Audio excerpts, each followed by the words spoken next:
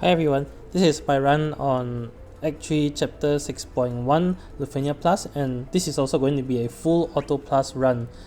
Quickly about the setup, as you can see, it's very important for Lenna that you unequip all her skills except for her Brave and HP attack and her LD. For Eiko and Garnet, you can just leave them fully equipped, you don't have to remove any skills or passives.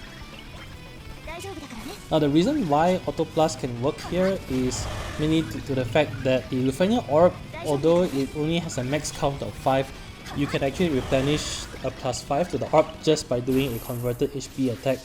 And that's where Lenna actually comes in. The only role Lenna has in this fight is to just use HP plus attack.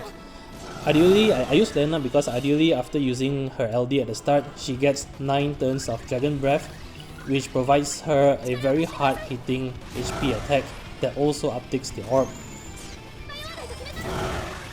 Eiko is there as backup, mainly because Lenna doesn't actually have last 10 passive, and the bosses can actually regen their brave to insane amounts during the fight, so there is a chance in Auto Plus that the bosses can target Lenna and kill her in one hit, and that's where Eiko's overhead comes in as a safety backup.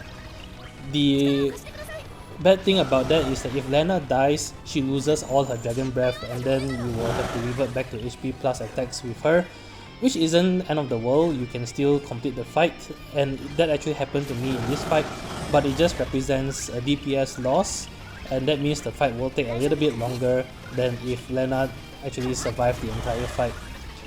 So in other words, Eiko is more like a safety net in the fight. Garnet, I think, doesn't need any explanation. She's there as an aura bot as well as main DPS character in the fight.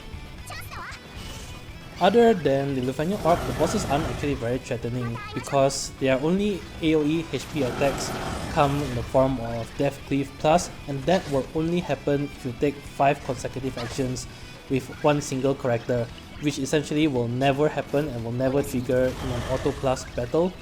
The other AoE attacks that will kill your entire party is the orb triggering down to 0, which will also never happen because Lenna is there to upkeep the orb.